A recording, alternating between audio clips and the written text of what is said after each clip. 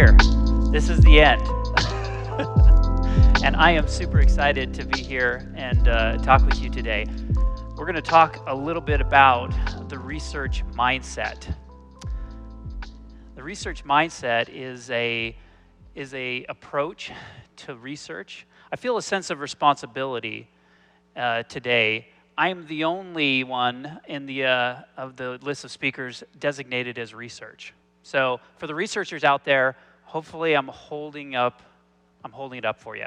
But this presentation and the research mindset is really something, and the principles that I talk about today are going to be things that I hope everyone can apply to their work.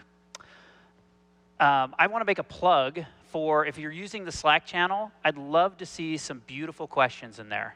Some beautiful questions that are geared specifically toward the topics that are brought up here, but also just things that come to your mind. So I want to make a plug for those questions. If you don't have questions, I'll have some for you. So we'll start there. First off, just a little bit about me. If you find quad mod anywhere on the internet, that's generally going to be me. I've used that moniker for years, and so look for quad mod.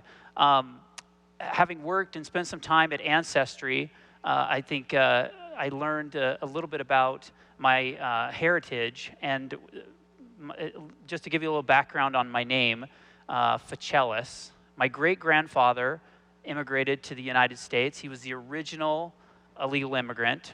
At 13 years old, he stowed away on a boat and came to America. And so if you find any other Fichialoses, they're typically my siblings or some nieces, nephews. We're a small family. Every time we come together for a Sunday dinner, it's a family reunion. If you ever have a hard time saying my name, think of somebody who plays a cello, Fichialos. So a little bit about me, and I'd love to talk about the subjects we cover today, or if you just want to talk about the industry, I'd love to chat with you. So please feel free to reach out to me. Welcome back, everybody. Welcome back to the opportunity to meet and be here in person. I'm really excited to spend this time with you, and I'm really appreciative of the ability to actually speak and spend time with people in person again. And I'm just going to savor that, and I hope you do too. There are three main topics or main takeaways I'd like you to walk away with today. There may be more, but there are three that are really important. And it's around this idea of what's happening, what's already going on. Tap into that. Bring others along with you. Who are the people who see the world the same way you do, or you think could? Bring them along with you. And don't let moments that matter pass quietly. Did you hear about that thing? Did you hear about what happened? So those three tenets we'll come back to those, but I really want to hone in on that as three big takeaways from today's discussion. Design is a tool for change. It is in more need now than ever. We have a world of conflict and strife and misunderstanding, and design can be a tool to help clarify and bring meaning to chaos. I believe that. I believe that to be true. And I believe not just the products, but the process and the act of designing and trying to understand the problem and how to solve that can actually make the world a better place. We live in a golden age for design because there is so much conflict and strife. Design is more valued than ever, and great design has more impact. You never know the extent of the extent of the impact your work can have, and I believe that to be true. So great, change is coming. We can make this change happen. Awesome. People will tell you that they love change. They're absolutely lying to you. Let's be real. I mean, whether it's a user, whether it's your family, whether it's your friends, they don't really like change. How did the last couple years go for you? How does that change? Did you embrace that? I love this. I love this being locked up and wearing a mask all the time. This is wonderful. Let's do this more. Like, maybe not. Maybe not. So I think we all lie a little bit. Change is hard. But has there ever been something you wanted more than anything else in your life? You're willing to sacrifice and do whatever it takes to make that thing happen. If that's true, you've got to be prepared to push through that challenge, because the world and the people around you who are resistant to that change are going to tell you, be realistic, be reasonable, be rational. Greatness and great change never came about by being realistic or rational. It's about being irrational and crazy. Average encourages average, and mediocre prefers to be with mediocre. Having said that, change is hard. Change does not come easy. And I don't blame people or find fault. That's okay. But part of the job of design is to make change easy. You should come into work every day thinking, how do I make change easy for my users? Do we really understand what's going to be hard about change for the user? And can we reflect on that in ourselves and see those difficulties and feel that ourselves? Do we understand what our users and customers want to be? And is our product or service helping them to be that thing? That makes change easier. But change is still going to be difficult. And I'm in the context here, you can think about, okay, I see that with my product I'm trying to launch to users. Oh, they're struggling with this. But I think it's also applicable internally within an organization. How many of you have struggled with, hey, we need to do research. We need to do research on this. And people are like, yeah, I know, but we don't really have time for that. Sorry, maybe next time. Let's try again. That's change too. You're trying to change that behavior. And that can be hard. But it starts with belief. Belief leads to behavior. Behavior leads to outcomes and change. If the belief changed, there can be a change in the behavior, but if there is not, there won't be a change in the behavior. We're more likely to change our minds and to adopt another false belief than we are to actually adopt that difficult or challenging belief and change the behavior. So you have to watch for that. If we want to see improvement, we've got to change the belief. And I'm here today to say the belief that research takes too much time and too much effort is the belief that needs to change. And I hope if just this audience walked away with, we can do research all the time and in incremental ways. That's how research can happen, and instead of this sort of siege mentality. I think it's important that we recognize that bias within ourselves. And if we see that in ourselves saying, okay, if I want to do research, I want to do some sort of empathy discovery efforts, but I just don't have time for it, I think we need to recognize that, okay, we've got to change that belief within ourselves. I am a big believer in collaboration and partnership. I believe in teams. I can say honestly that any success I've had in my career has been a partnership with others. It's been with a team. It's never been singular. No one has ever actually accomplished something independently. The reality is, the ability to do the things we do is built upon those who have come before us. Whether it's generational, if my great-grandfather hadn't jumped on that boat and gotten out of Greece, I wouldn't be here. I wouldn't have the opportunities that I have today. But also within an organization, there have been people who have built and helped with the product, or if it's a brand new startup, there are people who have paved the way and helped to learn and build bridges that are going to help to make your product successful. I think it's important to realize that we are definitely benefiting from those who came before us, and so it is a partnership. Great research is also about building a partnership with your customers and building a relationship with them and helping to see how your design and your products that you're creating is affecting them. That partnership is meaningful.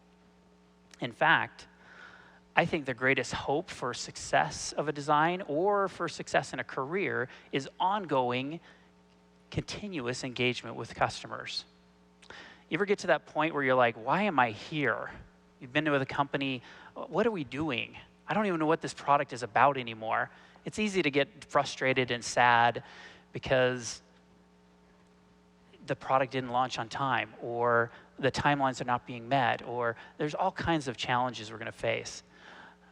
Spend some time with customers on a regular basis will help you to understand why you're doing the things you're doing, what impact your product is having, and why the designs that you're working so hard on matter. Sometimes I think we forget we're in a service industry. I don't care what you sell or what service you provide. We're all providing some sort of service. We're delivering on that to our customers. You can talk about automating the process and getting, users scheduled to give you feedback automatically, but at the end of the day, it comes down to one-on-one relationship building and gaining empathy for people, and you just can't schedule that. It just has to happen one at a time. I wanted to talk a little bit about, sometimes the term research is like scary. Like, oh, research, that's like lab coats, that's like clipboards.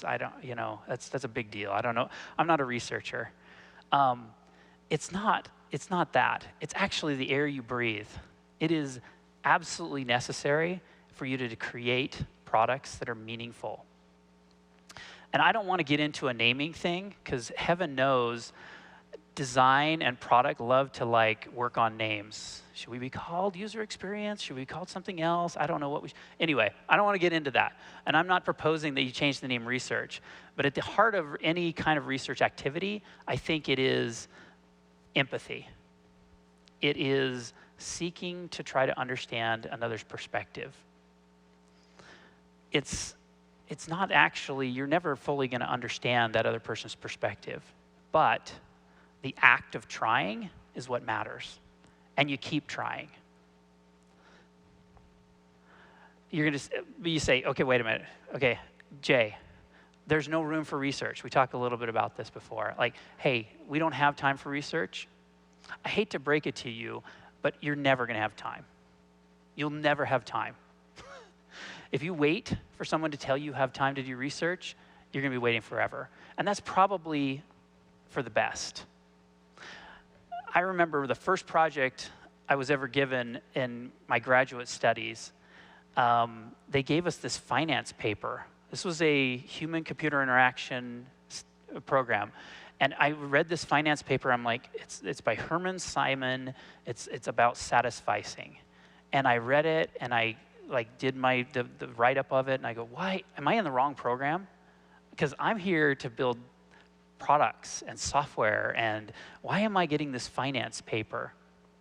And it wasn't until literally after I had graduated, years later, I thought back about that, and I said, oh, actually there's a balance here. There is a balance of satisficing is the point of diminishing returns in finance.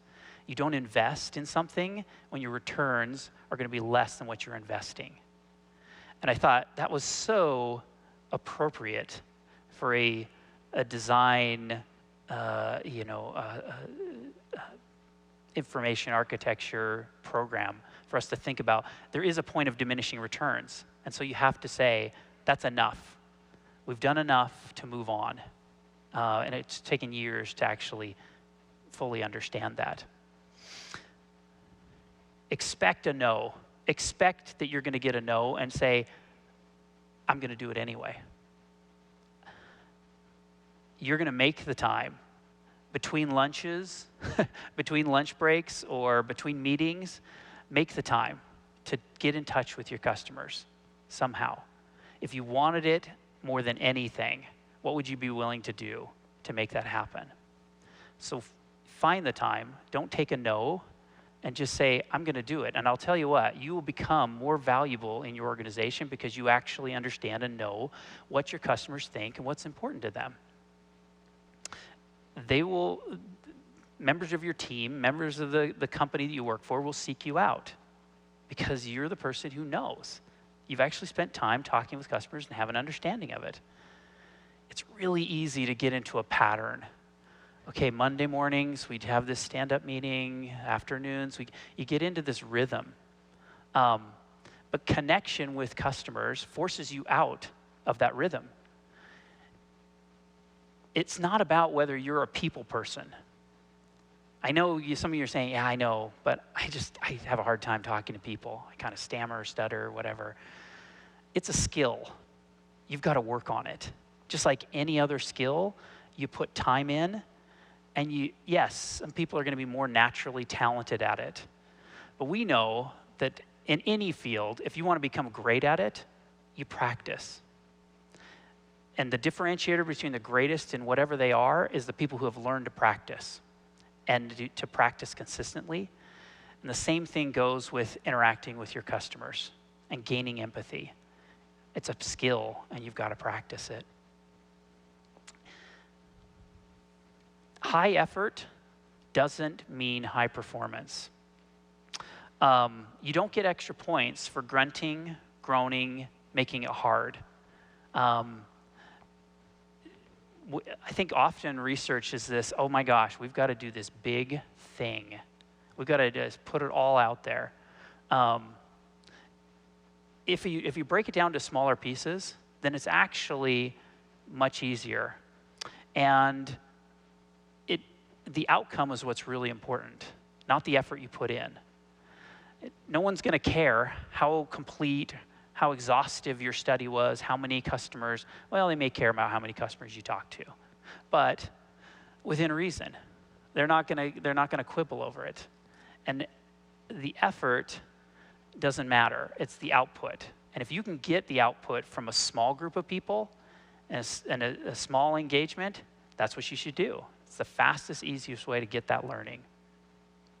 There's a funny story about American soldiers before the D-Day invasion. They were in southern England, and the Allied forces were gathered together in southern England, and they were doing practice drills. And they put these armbands on in their war games to practice. So some of them were Nazis, some of them were allies, some of them were partisans. And they were practicing in southern England. And the Americans changed their armbands and basically broke the game and went and took over the headquarters. And the British were freaking out. What the heck are you doing? You ruined our game here. And the American general is famous as saying, the Nazis don't care. They're going to cheat too. So I'm going to teach my men to cheat now because that's how we're going to win. That to me stands out as this idea of it doesn't matter how you got there. It matters that you won. I love to share, and I will just briefly talk about Alberto Santos Dumont. Alberto Santos Dumont was a dreamer. He was an early aviator. He lived in Paris. He was of Brazilian descent. His parents sent him to Paris, and he was part of the early aviation vanguard. He was a balloonist, and he created some of the early flying machines. He believed, and many of those early aviators believed, that if we created a means for people to travel and to see one another, they would never fight again. We would end war because they could meet and spend time with each other. It didn't work out that way. Alberto lived to see his planes and his inventions used for bombing and fighting in World War I. But I still believe in that premise that if we spend time with people, the conflict goes away. And I still believe in this dream that Alberto had. And I believe that research and continued engagement with our customers is the key to resolving conflict and to help build a better world. Maybe not exactly the way we think, might not just end world, strife, but I do think it helps. And it begins with one. It begins with a habit. James Clear recently in the last couple of years, wrote a book called Atomic Habits, and he talked about this idea of building a habit starts with one step, one person. Often we get caught up in scale, and this applies to research in particularly. When we think about research, we often think I need to do big scale, when really we need to be thinking about consistency. How do I make this consistent? So make it small, the smallest little thing you can do. I'm going to read customer feedback every morning. That's really easy. I could just do that, and that's no problem. Do that consistently, and then grow from that, rather than saying I'm going to do a big study every 6 months. You're going to get more impact from the daily activities in a small and grow that than you will by doing something months apart.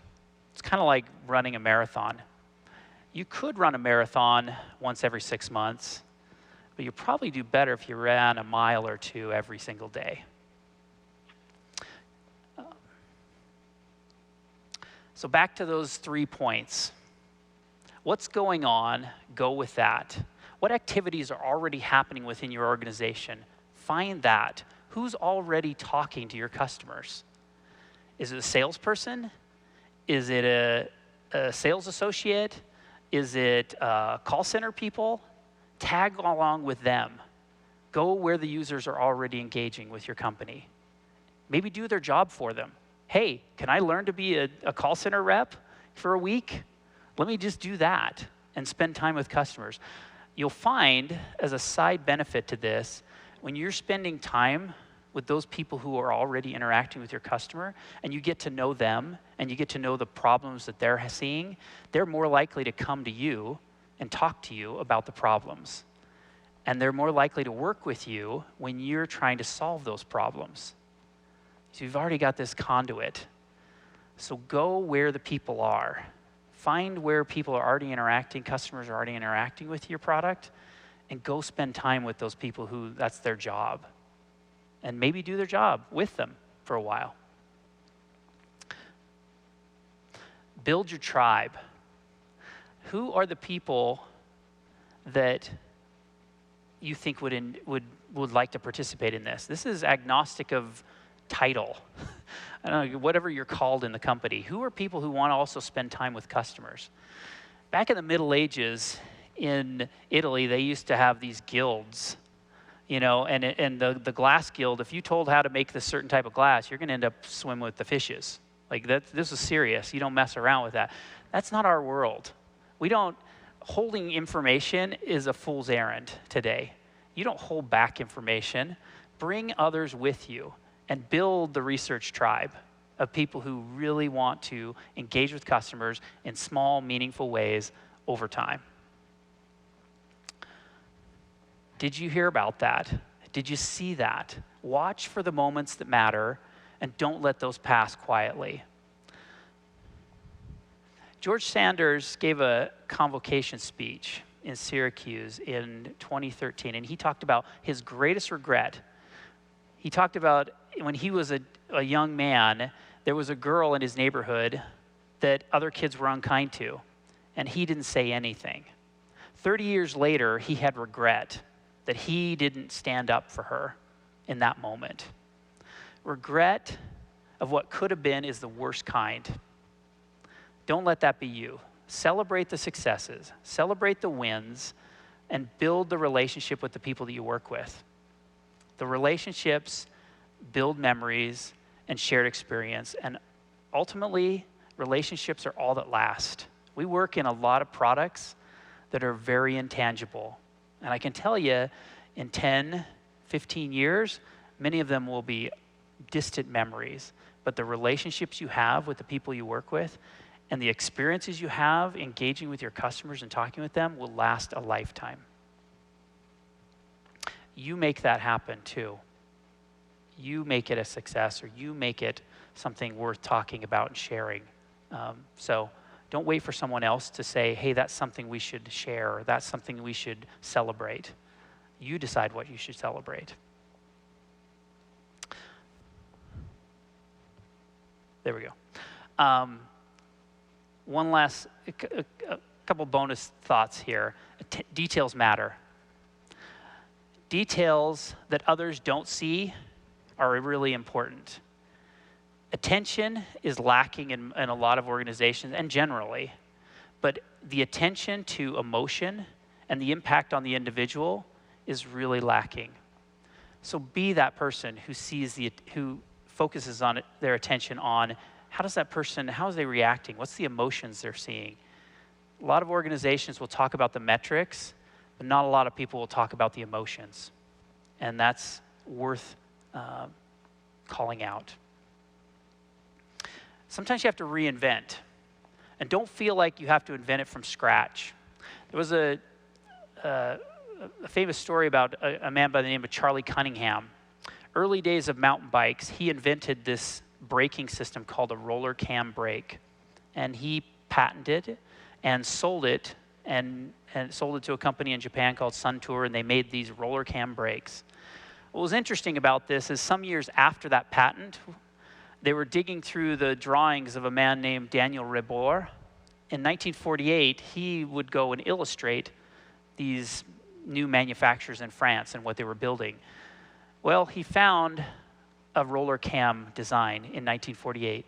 Charlie had no idea about this before, when he reinvented it some 40 years later. But sometimes it's just the act of solving the same problem that you learn something new. Don't worry too much about you're inventing something that's never been invented before. It's probably thought of before. And again, it goes back to this idea we're standing on the shoulders of giants, as Sir Isaac Newton said. Sometimes we fail. I think it's been talked about earlier today, failing fast. I don't have control over how fast or how slow I fail. Failure is going to happen. I also don't wake up every day thinking, oh, I want to fail. What's real failure is repeating the same mistake over and over again. And this is, again, where your tribes comes in. When you have people who are around you, they can help you from making stupid mistakes over and over again. They can call it out for you. And so don't fear failure. Keep pushing forward and have your tribe to keep you real. Keep going, keep pushing, keep striving, and help people along the way. Thank you so much. Let's talk, and I'm happy to answer some of those questions, hopefully, or in Slack. Thanks, everybody.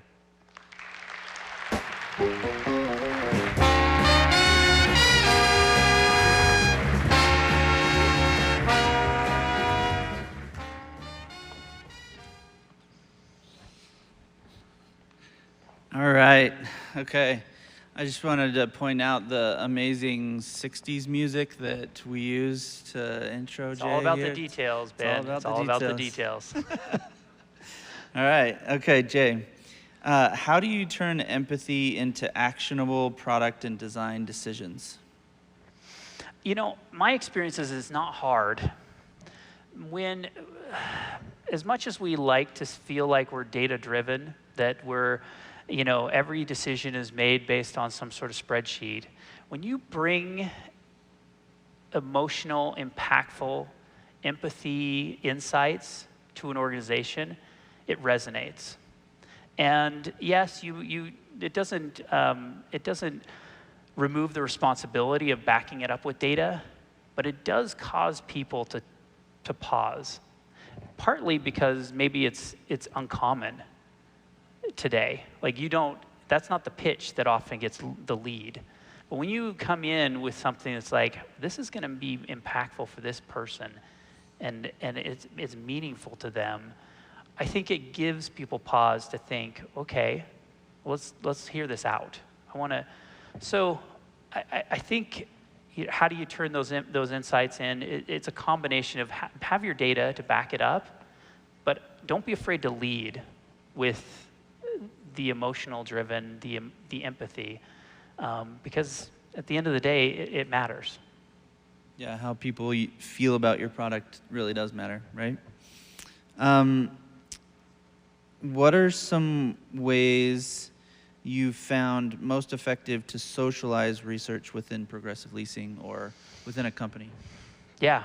I think more methods, the more, not just one way, lots of different ways. So mix it up. So some of those ways are, meetings that include a lot of video, a lot of audio, a lot of the actual, like, bring the users into those sessions. So bring as much raw data as you can, whether that's in a meeting, whether that's in an email, whether that's a newsletter, there's lots of different ways to do it, but I would say mix it up and keep it coming. Keep it coming and be known as the individual to go to for that. Make you or your team the individuals that we say, oh, this is kind of the emotional side, or this is sort of the empathy driven. We need to talk to that group. They're going to know. They're going to be the ones we need to talk to. So in general, kind of get louder, essentially. And consistent. Right. Yeah. And be consistent about it. Like, cool. Doing it every 6 months, again, is not going to, no one's going to think, oh, those are the people we need to talk to. If you're doing it on a weekly, on a monthly basis, and mixing it up, so it's not just one channel over time, that I think is key there. Yeah, absolutely. Daniel asks, how do you know when you've done enough research? Yeah, I think for me, this is where I lean on others. If you're close enough to it, sometimes you just fall in love with the process, and sometimes it's good to just have good mentors, partners, friends, teammates that you're, okay, do we have enough? Do we feel like this is enough to be able to make a case? And use them as a sounding board. If you have, I love the concept too of pre-wiring. So if you've got somebody you're going to go into in a meeting with, maybe talk to them beforehand, one-on-one. Say, here's what I'm going to bring. Here's what I'm going to talk about, and pre-wire. See if they're open or receptive. What are their concerns? What are the questions they're going to have? And help to try to mitigate that before. That will also help you to know if you've got enough, if you've done enough. You may need to go back and say, we got to do some more. There's some questions we didn't answer. Let's dig it deeper. Excellent. Awesome. Well, that's it for the day. And thanks. Thank you, Jay.